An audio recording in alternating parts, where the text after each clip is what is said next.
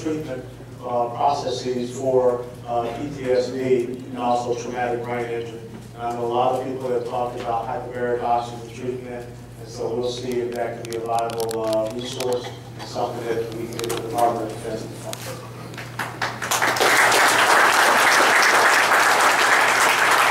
Next question is from Kathleen Collin, Highland Beach, and she's interested in hearing about your position on illegal immigration. You know, it's the multi-headed hydra. It's a national security issue, economic issue. It's it's an economic issue, healthcare issue, education issue, local criminality issue. I mean, when you look at this congressional district, there are places that have become sanctuaries for illegal immigrants here in South Florida, in Leavenworth, Jupiter, and that drives down your property values. Okay, and that's one of the things we have to be concerned about. But the other things we have to be concerned about is this. When you go to the Border Patrol website, there's a category called OTMs. That stands for other than Mexicans. There are people that are coming across our unsecured border that really don't mean us very well. And recently I went down to the United States Southern Command headquartered in Miami. Iran is in South America. Hezbollah is in South America. And with the resurgence of the Ortega brothers in Central America, what you're finding is that Hezbollah is now transiting up through those areas. They're working with the Mexican drug cartels. They're infiltrating into our country. You have a war going on our border right now, and our Border Patrol is not properly equipped or resourced to fight against people that have heavy machine guns, mortars, rocket propelled grenades, and in some instances they have no problem. If we don't get serious about securing our border, we don't get serious about taking care of this issue called illegal immigration. Yes, let's be very appropriate in saying Ronald Reagan gave amnesty to 2 to 3 million illegal immigrants, and they did not own up to their responsibilities in Article 1, Section 8, Article 1, Section 10, and Article 4, Section 4 of securing our borders. We have an incredible epidemic situation in the United States of America. And you want to talk about taxpayer funds? A lot of it is being drained by illegal immigration. Got the next question.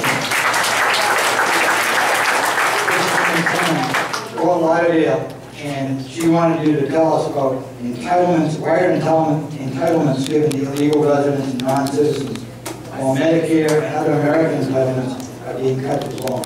Well, there are two things, and this is a bipartisan issue. There are people in the Republican side of the House that want to have cheap labor to help out some of their friends in business. There are people on the Democrat side of the House that want to try to create another generation of voters. So we have to be careful from both sides. The bottom line is this. You got to have attrition by enforcement. You got to look at the E-Verify system. You got to have E-Verify all across the house.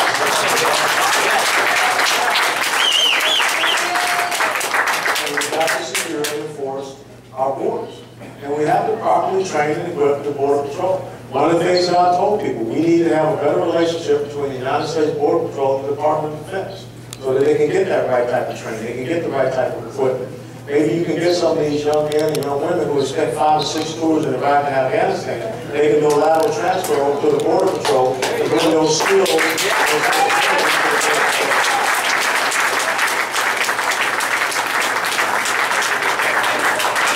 Next question is from Mike Bernstein, and he's going for that record of 64. He's from Green Acres, great place. And he wanted your opinions on fuel prices. It's too high.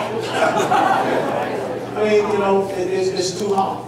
And, I got to tell you, you wake up one day and you find out that we've gone into Libya, the president went to Brazil, and the president took $2 billion of taxpayer money down to Brazil and said, here it is, so you can do offshore energy exploration. But yet we're not able to do that here in the United States of America. We have got to develop the full spectrum of our energy resources here in the United States of America.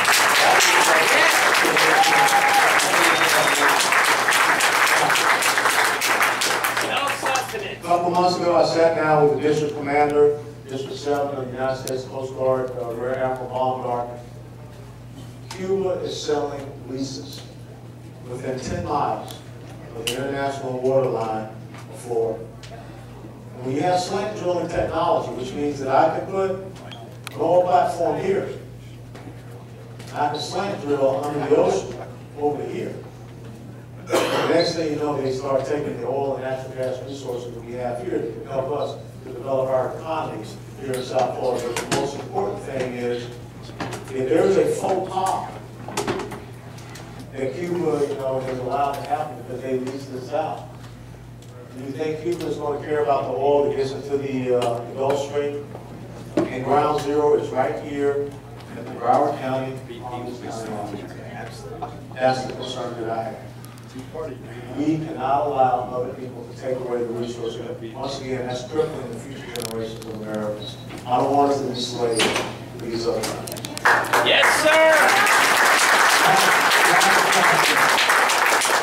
I'm going to take the moderator's prerogative and ask it myself. Yes, sir.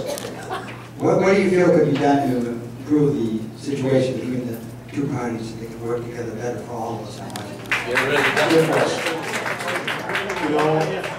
I think that I proved something very simple.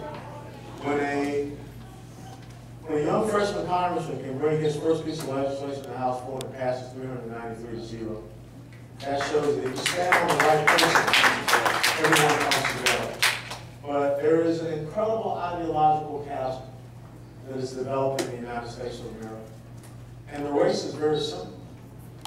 If you get more people that are tied and dependent upon government by subsistence check or employment check, it becomes upside down in the United States of America. And if there are people that believe that what built this great nation in 234 years is a large government, I can't compromise with that, because that goes against my principle. That goes against everything that the founding fathers wrote. That goes against, everything that has put this country where it is right now. But I think that if you can be an individual that will stand and reach across the aisle and say, this is what I believe in this country, and understand that everyone here, I don't care who's yelling at me, cursing at me, or saying whatever, you're still in America. And if you don't understand one simple thing, there are people in the world that hate every single one of us. And if you think everything that I said here is so crazy, so wrong, then show me in history where I'm incorrect. It is about standing on principle, and everyone will rally around a person standing on principle.